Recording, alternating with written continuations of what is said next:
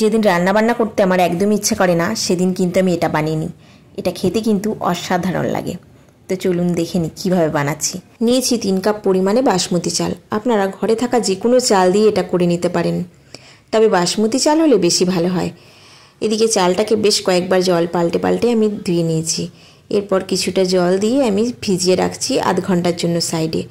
এই ফাঁকে আমি কিন্তু 5টা ডিমকে সেদ্ধ করে নিয়েছি। সেদ্ধ করে রাখা ডিমের মধ্যে দিয়েছি সামান্য নুন, হলুদ, একটু লাল লঙ্কার গুঁড়ো। বেশ সব কিছুকে এবার ডিমের গায়ে বেশ ভালো করে লাগিয়ে নিচ্ছি। এরপর এদিকে একটা কড়াই গরম বসিয়ে দিয়েছি বেশ কিছুটা পরিমাণে তেল। এই তেলের মধ্যে একে একে ডিমগুলো আমি ছেড়ে দিচ্ছি। এবার ডিমগুলোকে বেশ লাল লাল করে ভেজে নিয়েছি। এরপর একে একে ডিমগুলো আমি তুলে নিচ্ছি।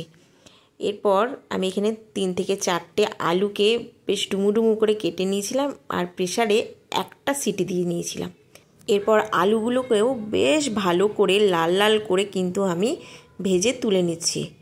এরপর ওই তেলেই আমি দিয়ে দিচ্ছি গোটা গরম মশলা। গোটা গরম মশলার মধ্যে ছিল একটা স্টার অ্যানিস, একটা বড় এলাচ আর 2টো ছোটো এলাচ, লবঙ্গ আর দারচিনি।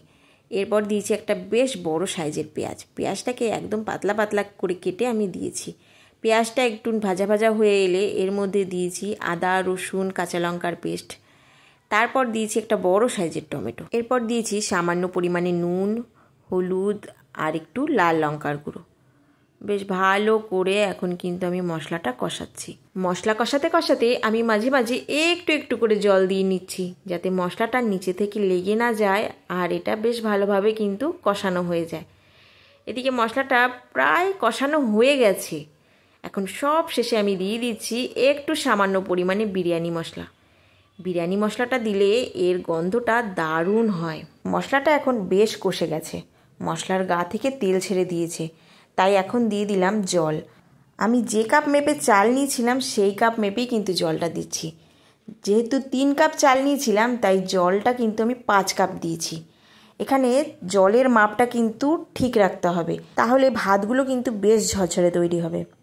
এরপর সেই আগে থেকে ভেজে তুলে রাখা ডিম আর আলুগুলো কিন্তু আমি এখন দিয়ে দিচ্ছি। এগুলোকে দিয়েও বেশ একটু মিশিয়ে নিচ্ছি। এরপর দিচ্ছি স্বাদ অনুযায়ী লবণ। লবণটাকে দিয়ে আবারও একটু মিশিয়ে নিচ্ছি। এখন ঢাকা চাপা দিয়ে লো টু মিডিয়াম ফ্লেমে 10 মিনিটের জন্য আমি রান্না হতে দেব। 10 মিনিট পর আমি আপনাদেরকে খুলে দেখাচ্ছি। এখন কিন্তু ভাতটা প্রায় হয়েই গেছে, একটু নাড়িয়ে চাড়িয়ে নিলাম। এখনও একটু জল আছে, তাই আমি কিন্তু আরও 5 মিনিটের জন্য লো টু মিডিয়াম ফ্লেমে ঢাকা দিয়ে রেখেছিলাম। 5 মিনিট পর খুলে আপনাদেরকে দেখাচ্ছি। দেখুন ভাতটা প্রায় হয়েই গেছে, তবে ভাতের গায়ে হালকা হালকা জল আছে এখনও। তাই সবশেষে এখন দিয়ে দিচ্ছি 2 টেবিল চামচ গাওয়া ঘি। গাওয়া ঘিটা দিয়ে আবারও কিন্তু আমি একটু মিশিয়ে নিলাম। তারপর আমি ঢাকা দিয়ে দিয়েছিলাম কিছুক্ষণের জন্য। এই সময় কিন্তু গ্যাসটা আমি বন্ধই রেখেছিলাম। এখন আপনাদের ঢাকাটা খুলে দেখাচ্ছি। দেখুন ভাতটা কতটা ঝুরঝুরে হয়েছে। যদি হাতে কম সময় থাকে তাহলে এভাবে একবার হলেও বানিয়ে খেয়ে দেখবেন। এটা একবার খেলে এর স্বাদ কিন্তু মুখে লেগে থাকবে, আর খুব কম সময়েও কিন্তু এটা তৈরি হয়ে যায়।